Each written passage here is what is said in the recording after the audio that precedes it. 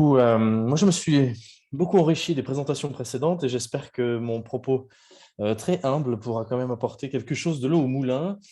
L'exercice a été, comment dire, de mettre en relation culture numérique et culture scolaire à travers deux objets. Un premier objet, c'était comment dire, ce cadre de pensée que sont les propriétés sociotechniques du numérique, cadre de pensée que j'ai découvert il n'y a pas si longtemps que ça et qui, comment dire, qui invite à questionner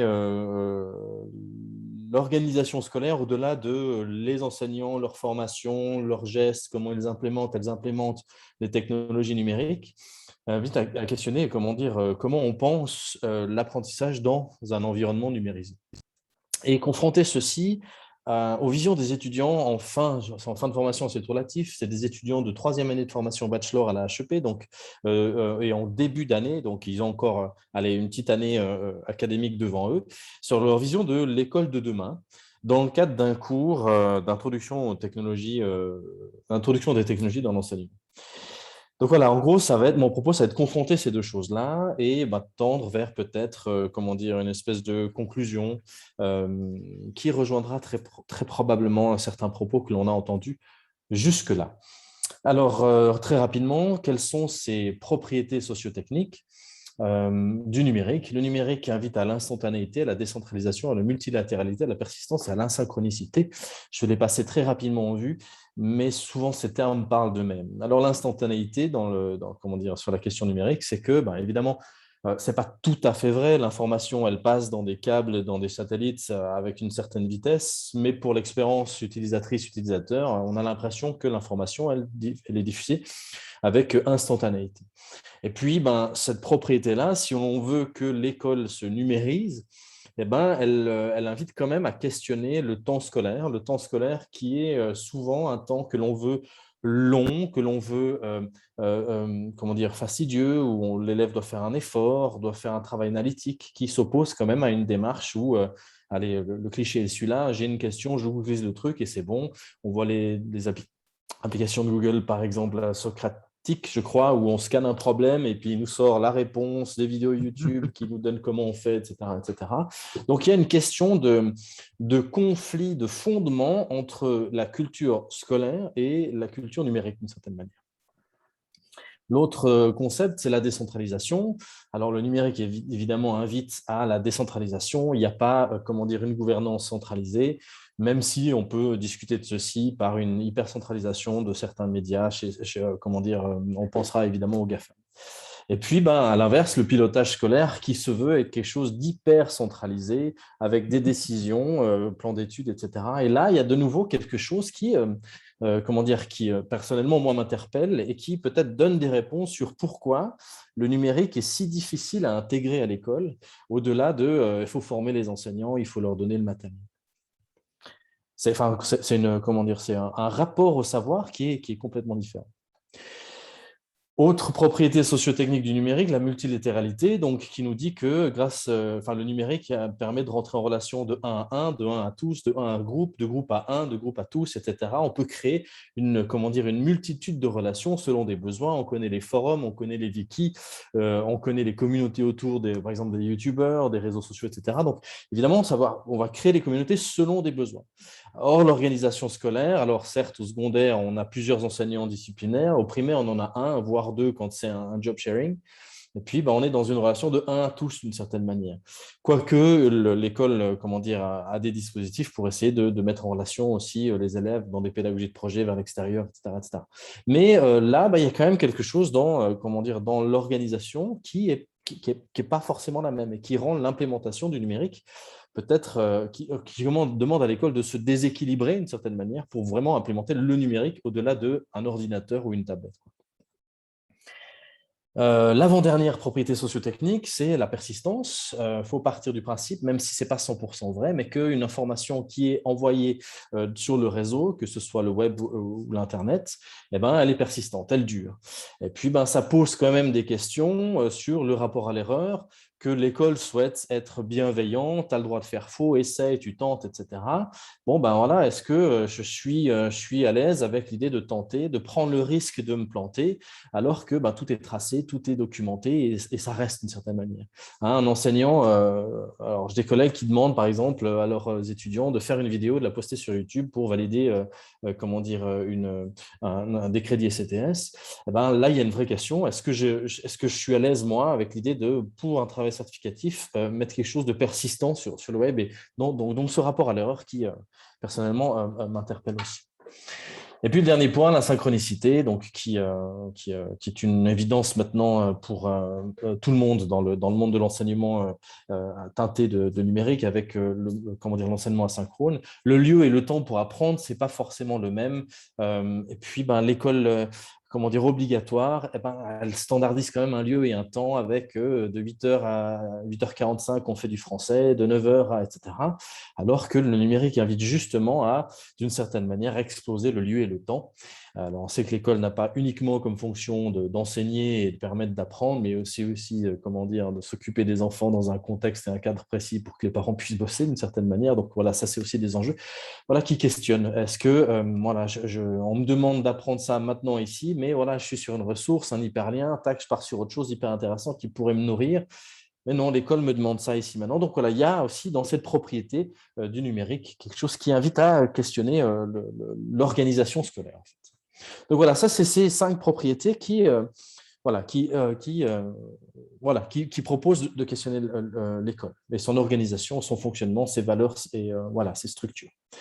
Et puis, en parallèle à ça, ben, l'idée, c'est de mettre dans cette cours intégrer les technologies dans son enseignement. Donc, c'est des troisième années de bachelor. Et ils avaient comme consigne l'école dans 20 ans. Écrivez un texte dans lequel vous décrivez ce que sera l'école dans 20 ans selon vous. Que voyez-vous? Que font les élèves? Que font les enseignants? Comment travaillent-ils? Etc. etc. Alors, je me suis d'abord amusé à passer toutes les données que les étudiants, enfin tous ces textes dans Voyant Tool, etc. Mais on ressort peu de choses intéressantes parce qu'évidemment, il y a tout le vocable de l'école qui ressort, élèves, école, enseignants qui ressort massivement. Et donc, on ne va pas pouvoir teinter beaucoup de choses là-dedans. Donc, j'ai fait plutôt comment dire, un survol de ces textes-là. Alors, il y en avait beaucoup, donc je n'ai pas pu être exhaustif. Euh, euh, il faudrait, dans un monde de recherche idéale, ce serait hyper intéressant, mais voilà, le temps a manqué. Et puis de lire et d'aller chercher là où je vois des liens avec, comment dire, ces propriétés sociotechniques du numérique et voir si les étudiantes et les étudiants osent questionner les structures, osent questionner le statu quo dans cette projection dans l'avenir. Alors, dans les grandes catégories, il y a d'abord une catégorie hardware-software. Et ben voilà, avec des propos du type les élèves n'auront plus à laver le tableau avec ce fameux frottoir et l'éponge à la fin du cours, remplacé par le tableau blanc interactif. Très bien, OK. Voilà, voilà le numérique permet de se soulager de certains efforts, mais là, honnêtement, avec le lien avec les propriétés sociotechniques du numérique, j'ai beau me creuser la tête, je n'ai pas trouvé. Par contre, on retrouve dans ces aspirations technophiles, on aura des lunettes 3D qui nous permettront de nous immiscer dans quelque chose, etc., d'aller ailleurs, etc. On retrouve peut-être quelque chose de la multilatéralité où on accepte avec ce propos-là que l'expérience de l'élève n'est plus seulement en relation avec un enseignant ou une enseignante, mais aussi avec d'autres choses qui sont extérieures de l'école. Et puis, grâce à cette technologie, on permet d'amener ceci d'une certaine manière. Donc là, on a des premiers gros thèmes qui sont là autour. On a des propos d'étudiants qui sont dans le rejet complet du numérique, de cette culture numérique, avec des propos du type non, on aura un jardin dans l'école, etc. On pourra récolter nos ingrédients, etc. Il y a quelque chose du l'ordre du rejet. Donc là, les liens avec les propriétés sociotechniques non plus. Certains imaginent que dans 20 ans, il n'y aura plus d'enseignants, j'y crois pas, etc. Donc on retrouve, comment dire, la culture scolaire qui est très, très importante. Et puis, de nouveau, une sorte de rejet de ce que le numérique appelle, en tout cas, dans le fonctionnement. On va retrouver des propos qui permettent de questionner les savoirs en jeu à l'école, dans cette projection des étudiants dans l'école dans 20 ans. Grâce à la technologie, les enfants développeront principalement des compétences et de moins en moins de connaissances. On a quelque chose qui est en lien avec l'instantanéité. Si je veux des connaissances, c'est bon, je les trouve. Je n'ai pas besoin de les apprendre, je n'ai pas besoin de les appeler, comment dire, de les mémoriser. Elles sont dans le smartphone. Donc, je vais pouvoir être dans un enjeu de compétences d'une certaine manière. On a aussi des propos du type: «Le programme sera adaptable aux besoins et aux envies des enfants. Ayant accès à de nombreuses ressources, les enfants demanderont de l'assistance». Et on va avoir ici quelque chose de l'ordre de la multilatéralité, c'est-à-dire que l'enfant il est en relation avec des savoirs, mais qui ont été produits par quelqu'un d'autre, et cetera. Et puis, une sorte de décentralisation, c'est plus, comment dire, complètement l'école qui définit les contenus, mais il y a accès à des ressources multiples, et puis ben, l'élève commence à choisir, à s'organiser là-dedans.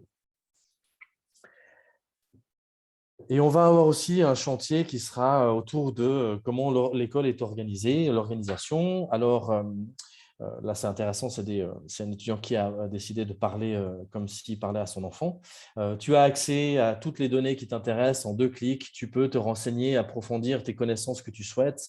On retrouve hein, cette idée de bah, maintenant, tu deviens maître et autonome. Donc, tu vas, toi, choisir l'information instantanément que tu as besoin. Tu vas, toi, te mettre en relation avec les ressources que tu as besoin, etc., etc. Ou encore, le point positif de ce nouveau dispositif serait une plus grande accessibilité pour tous. L'école en ligne pourrait donc augmenter la possibilité pour tous à accéder aux apprentissages, à l'éducation. Bon, ben là, on va retrouver, comment dire, euh, quelque chose de nouveau de, comment dire, de l'accès aux ressources qui sont différentes selon les besoins, etc. Je n'ai pas souligné, mais on va retrouver peut-être la multilatéralité de nouveau ici. Et puis, comme c'est en ligne, il y a quelque chose de l'asynchronicité. Voilà, je peux apprendre quand j'ai besoin, quand je suis prêt, etc. Donc voilà, le propos était de faire ce lien entre les propriétés sociotechniques du numérique et ces visions, comment dire, rêver d'une école du futur, pour essayer de questionner la culture numérique dans la formation. Et puis finalement, en prenant des étudiants de troisième, malheureusement pas en fin de troisième, mais en début de troisième, on peut voir comment ils se sont appropriés comment dire, une certaine culture numérique. Donc, les questions qui sont ouvertes, c'est quelle culture numérique est développée. Il y a, comment dire, dans ces propos, on va retrouver des cultures du type peut-être un peu de rejet. On ne veut pas ceci, on veut retourner à quelque chose de la nature, vers l'extérieur, vers le jardin, etc. Il y a plusieurs textes qui font appel à ça. On va retrouver, comment dire, une expérience scolaire qui va massivement teinter leurs propos avec une difficulté de sortir, comment dire, d'une vision de l'école comme ils l'ont vécu. Hein, alors que si on s'autorise ceci, les propriétés socio-techniques du numérique inviteraient à, comment dire, questionner la forme scolaire. Et ça, ben, dans les textes de beaucoup, beaucoup d'étudiants, c'est difficile. Puis après, ben, on peut questionner comment dire, la culture académique dans laquelle ils baignent dans leurs 2 premières années de formation. Et ça me permet de faire le lien avec là où on en est à la HEP de Fribourg et à l'Université de Fribourg. C'est-à-dire que si je reprends comment dire, les éléments plus factuels, il y a 4 SCTS uniquement, bon, le bachelor en formation numérique. Et puis, il y a 4 SCTS pour devenir enseignant au secondaire 1, plus 2 STS en didactique de l'informatique si on choisit ceci. Et puis, ben, l'actualité est qu'à Fribourg, tout ça va fusionner et donc peut-être que ces propriétés sociotechniques du numérique permettra, j'en sais rien, comment dire, de penser une organisation différente, mais en tout cas de penser, comment dire, que le numérique, comment dire, et là c'est peut-être une conclusion beaucoup plus personnelle, mais qui rejoint ce qui a été dit auparavant. Le numérique n'est pas tant un objet qui devrait être travaillé en tant que tel, mais plutôt travaillé comment dire, de manière transversale dans les autres enseignements, faire en sorte que le didacticien des maths travaille avec le numérique, le didacticien du français travaille avec le numérique, etc. Dans le statu quo, c'est assez compliqué et peut-être que cette fusion Université de Fribourg, HEP de Fribourg sera l'occasion de repenser ceci. J'ai fini avec ma proposition. J'ai parlé très vite pour gagner un peu de temps pour la discussion. J'espère qu'on va pouvoir en profiter. Merci.